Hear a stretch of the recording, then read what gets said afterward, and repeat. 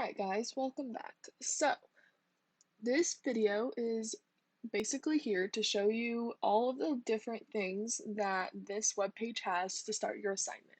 So, this assignment is over digital citizenship, and it's the introduction to that. So, that's this.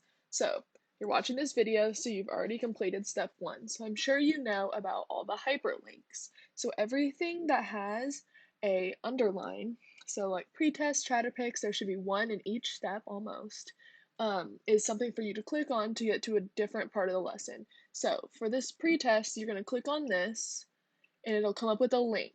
So then you're going to click the blue link and it'll take you to the pretest. So once you're finished with that, you hit submit and then go back to your lesson and start on the next thing. Chatterpix, Nearpod, everything, you guys have used this stuff before. So you're just going to do all of these steps in order, and then when you're finished with step 8 and you complete the post test, you are finished. So you'll start with step 1, which you're on right now. Step 2, review your I can statements like we do frequently in class. And then go on step 3, 4, and yeah, it's pretty simple. So I hope you guys enjoy this lesson, and thank you for watching.